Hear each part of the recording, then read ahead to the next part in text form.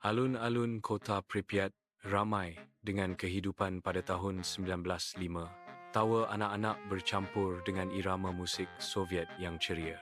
Orang dewasa berbagi lelucon dan senyuman. Wajah mereka berseri-seri dengan kegembiraan masa muda dan kebebasan tanpa beban. Adegan itu adalah kaleidoskop warna dan vitalitas. Permadani kehidupan sehari-hari yang semarak di bawah sinar matahari Soviet. Kepolosan dan kebahagiaan memenuhi udara. Kontras yang mencolok dengan bencana yang akan datang yang mengintai di tikungan.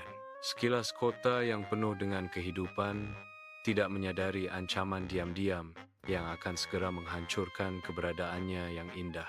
Kincirya berkarat berdiri terpensil di tengah cakrawala Pripyat.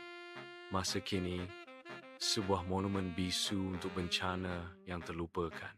Suara derit yang menghantui bergema di angin saat alam merebut kembali taman yang terbengkalai.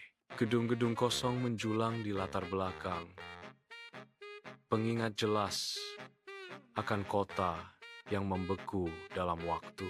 Penghitung Geiger berdetak mendesak.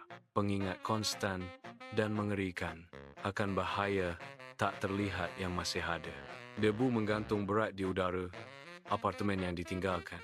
Setiap partikel diterangi oleh serpihan cahaya bulan. Foto keluarga yang pudar berserakan di lantai. Senyum beku di tengah kehancuran. Boneka beruang yang terlupakan tergeletak di sudut. Sebuah bukti bisu dari kehidupan yang terputus.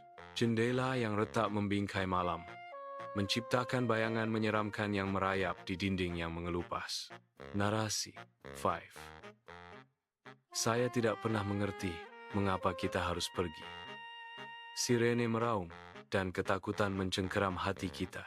Narasi 5. Oh, apartemen ini tetap menjadi hantu dari apa yang dulu